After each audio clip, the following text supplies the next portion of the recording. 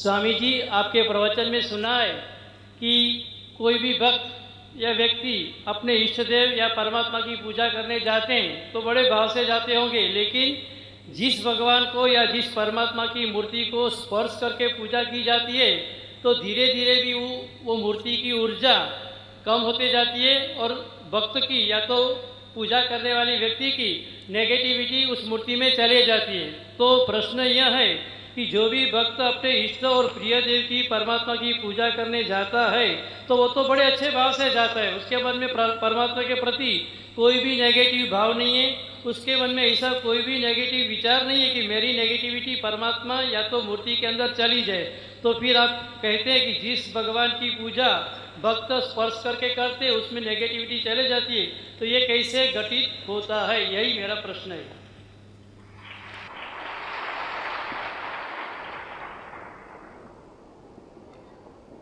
इसके उत्तर को समझने के लिए हमको दो अलग अलग भागों को करके समझना होगा। हमारे शरीर में एक होता है आत्मा, एक होता है शरीर। सबसे पहले समझ लो विकार, दोष, निगेटिविटी, ये सब शरीर से संबंधित प्रश्न हैं। आत्मा से इसका कोई भी संबंध नहीं है। अगर आप किसी भी मूर्ति को आत्मा से छूते हो तो उसका कोई भी दुष्प्रभाव उस मूर्ति के ऊपर नहीं पड़ता है। लेकिन अगर आप उस मूर्ति को हाथ से स्पर्श करते हो तो शरीर के दोष, शरीर के विकार उस मूर्ति में प्रवाहित हो ही जाते हैं। जैसे एक गुलाब का फूल है, गुलाब के फूल को दूर से खुशबू ली जा सकती है। गुलाब के फूल को मसलने की आवश्यकता नहीं है, हाथ में रख के दबाने की आवश्यकता नहीं है। नहीं दबाए तो भी खुशबू मिल रही है ना। तो आप भगवान को इतना वीक समझ रहे हो, इतना कमज़ोर समझ रहे हो कि वो दूर से तुमको आशीर्वाद ही नहीं दे सकता। तुम स्पर्श करोगे, टच करोगे तो ही वो आशीर्वाद देगा। और कल्पना करो ना, जिस प्रकार से एक व्यक्ति का ऑरा रहता है, एक व्यक्ति का आभामंडल रहता है, वैसे ही एक मूर्ति का आभामंडल रहता है, एक मूर्ति का ऑरा रहता है। जिस व्यक्ति ने प्राण प्रतिष्ठा की हुई है उस व्यक्ति ने अपने प्राण, अपनी स्थिति उस देवता के अंदर डाली हुई है। जिस देवता को स्पर्श करने के लिए आप जा रहे हो, तो क्या आपकी स्थिति जिसने प्राण प्रतिष्ठा की उसके बराबर है? नहीं है। जब आपकी स्थिति उसके बराबर नहीं है तो आपको स्पर्श करने का भी कोई हक नहीं है, कोई स्थिति नहीं है आपकी कि आप उसको टच करें, आप उसको स्पर्श करें।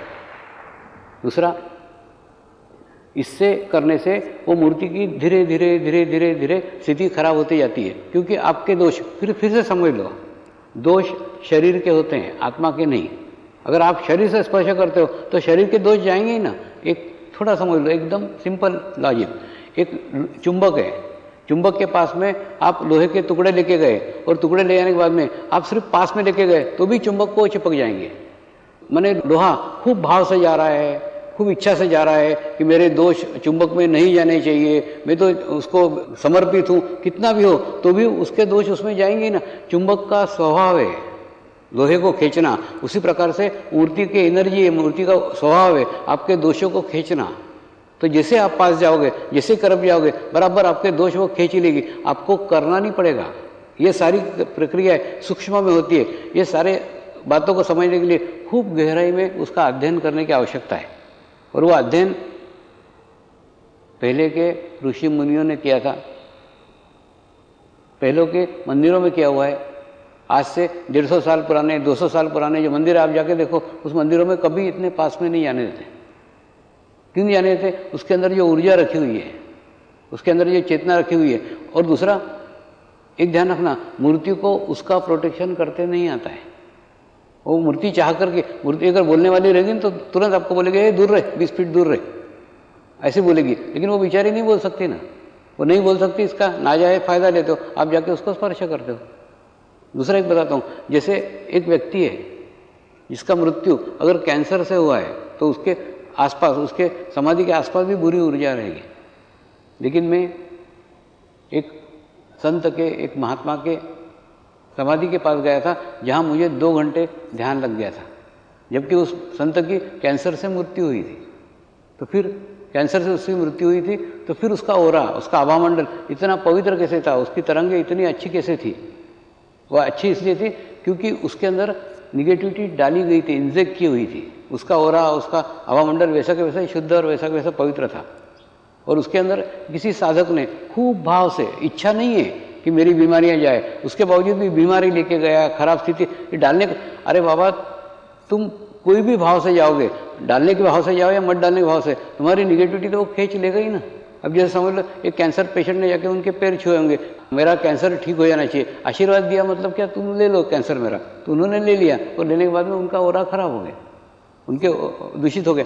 दूसरा है, समझ लो जैसे एक समझ लो खूब बॉडी बिल्डर है, खूब हेल्दी आदमी है, उसके शरीर में अगर हम एक जहर का इंजेक्शन दे दें तो वैसे ही मर जाएगा ना।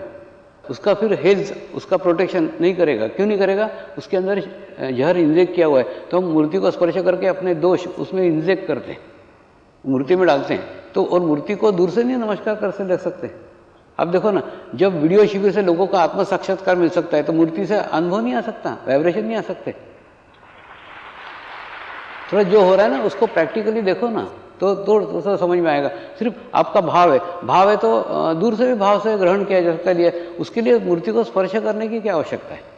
अगर स्पर्श नहीं भी करेंगे तो भी हो सकता है। तो जो आपको दूर से प्राप्त हो सकता है तो उसको नष्ट करने की, उसको तकलीफ देने की क्या आवश्यकता है?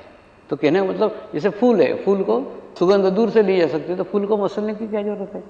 तो जितने तुम मूर्तियों से दूर रह करके, भाव का प्रश्न नहीं, पहले यहाँ यह समझ लो कि सारी निगेटिविटी, सारे दोष आपके शरीर के होते हैं, आपके आत्मा के नहीं। और आप शरीर से स्पर्श करने जा रहे हैं, आत्मा से स्पर्श करेंगे तो कोई तकलीफ नहीं होगी, लेकिन आप शरीर से स्पर्श करने जा रहे हैं तो शरीर के दोष मूर्ति खींच ही लेगी, क्योंकि जिसने प्राण प्रतिष्ठा की है उतनी ऊर्जा, उतनी शक्ति, उतनी स्थिति आपकी नहीं है जो आप स्पर्श करने के लिए जा रहे हैं।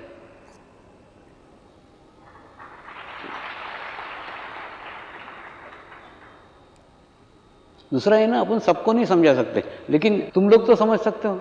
एक्चुअली जो समझ सकता है वो समझो, नहीं समझना, और तुम दोनों के परिणाम देख लो ना।